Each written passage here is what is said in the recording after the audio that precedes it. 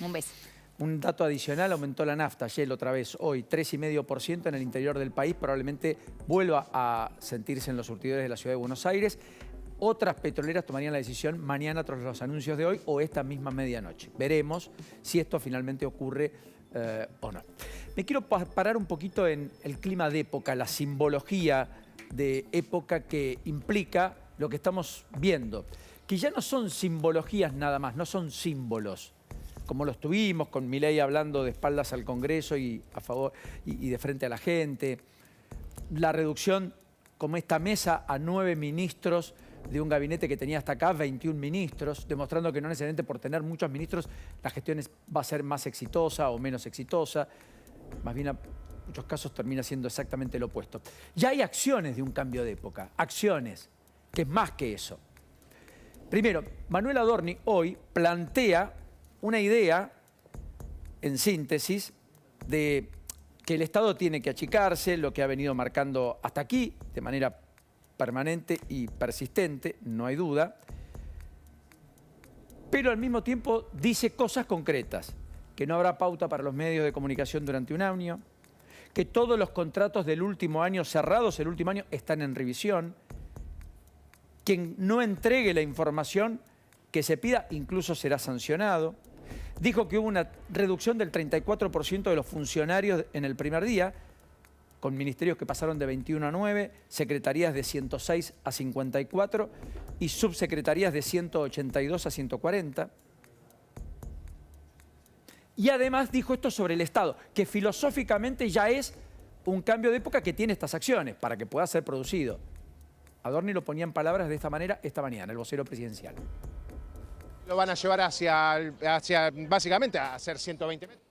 Y es relevante entender que este Estado tamaño elefante no puede seguir existiendo.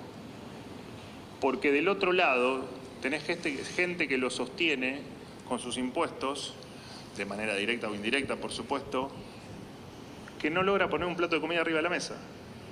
Y eso lo vamos a respetar. Y cuando tengan la información, por supuesto, se las daremos a conocer. A esto habría que sumarle lo que está pasando también como efecto cascada en muchas jurisdicciones. Marcelo Rego, en la provincia de San Juan, redujo 30% en las secretarías y subsecretarías. También hizo un ajuste hacia adentro de la política. Marcelo Rego, gobernador de San Juan, que dijo que va a ser un gobierno austero. Y se paró adelante y se paró arriba de la caja. En una legislatura que además tiene 12 del total de legisladores provinciales. Está en ínfima minoría, va a tener que negociar con el peronismo, con los 19 intendentes de la provincia de Mendoza, de San Juan, perdón, la inmensa mayoría opositora. Pero no es distinto a lo que anunció Rogelio Frigerio ayer, cuando dijo voy a hacer un gobierno austero. Austeridad es clima de época, además de transparente y abierto. Frigerio, cuando asume ayer, con la entrega del bastón de mando que le hace el saliente gobernador Bordet, delante de algunos gobernadores, y Maximiliano Puyaro, gobernador de Santa Fe, y Gustavo Valdés, que aspira a ser el presidente de la Unión Cívica Radical, gobernador de la provincia de Corrientes. Hablando de Maximiliano Puyaro también va hacia una reducción, achicó los gabinetes, o el gabinete, pero además fue un paso más allá en las acciones que implican este cambio de época. Miren cómo habló frente a los oficiales de la policía cuando ayer nombra el propio Maximiliano Puyaro al nuevo jefe de la policía provincial, a quien les dijo que van a dejar de hacer tareas administrativas por 90 días para reforzar el patrullaje, a quien les dijo que van a suspenderse todas las licencias durante los próximos 90 días para hacer foco en el combate contra el delito. Vamos a salir hasta con el último policía y el que no tenga patrullero saldrá a pie o a caballo. Así habló el flamante ministro de Seguridad, Pablo Cococcioni, diciendo además, miren, en Rosario hay 20 patrulleros que hacen patrullajes y tiene que haber 200, es decir, 10 veces más. Pero en este contexto, Maximiliano Puyaro decía cosas como esta, observen. Vamos a presentar un proyecto de juicio por jurados para que si ustedes ejerciendo el uso de la fuerza que el Estado y la ley les encomendó. Tienen un enfrentamiento. Que no terminen presos, es ilógico, irracional.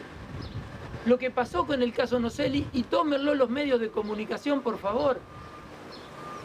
Un joven de comando radioeléctrico de Rosario, un domingo a las 22 horas, patrullando, ve un hecho de robo, hay un enfrentamiento, le disparan 2 veces.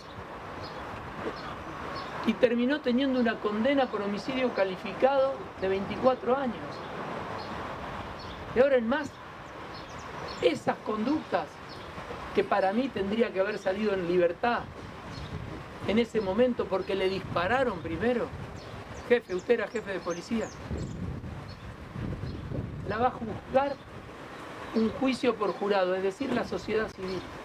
Un jurado de personas. Para que la sociedad sea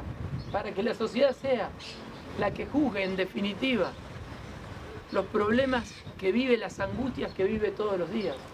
Y ahí ustedes, policías, hombres y mujeres.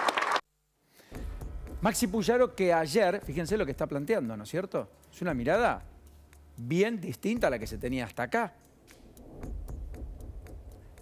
Muy en línea con Patricia Bullrich. Muy en línea con Patricia Bullrich. El mismo gobernador, ya en funciones, que ayer, como primera decisión de gobierno, firmó con el flamante ministro de Educación, José Goiti, el decreto que elimina la no repitencia que existía hasta aquí en la escuela secundaria. Porque dijo, entre otras cosas, que la cultura del esfuerzo vuelve a ser prioridad en nuestro gobierno. Puyaro, hablando así. También es un cambio de época con acciones que implican un cambio de época. Miren el tuit, porque definitivamente acá no hay una mirada complaciente. ¿No creen que sea estigmatizante hacer estas cosas? Ayer lo adelantábamos. Firmamos el decreto que elimina la no repitencia en el nivel secundario junto al ministro de Educación, José Goiti. Con esta primera medida derogamos el avance continuo, dejando en claro que no se trata de pasar sin saber los contenidos con el único fin de disfrazar de manera ficticia la tasa de egresos. La cultura del esfuerzo vuelve a ser prioridad en nuestro gobierno. Nuestro desafío es promover y lograr aprendizaje de calidad.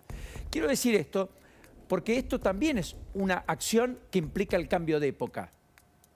Cómo se va a plantar el gobierno o muchos gobernantes frente al accionar de la policía, cómo van a plantarse en materia educativa, qué van a hacer en términos de gestión del Estado y administrativas, qué van a hacer en términos de lo que la sociedad le está demandando de esfuerzo a la política y por lo tanto cuánto van a reducir de eso que es tan oneroso para el sector privado, como bien explicaba el propio Adorni, y que ya no hay margen para poder poner más peso en ese aparato productivo que definitivamente no está pudiendo casi caminar.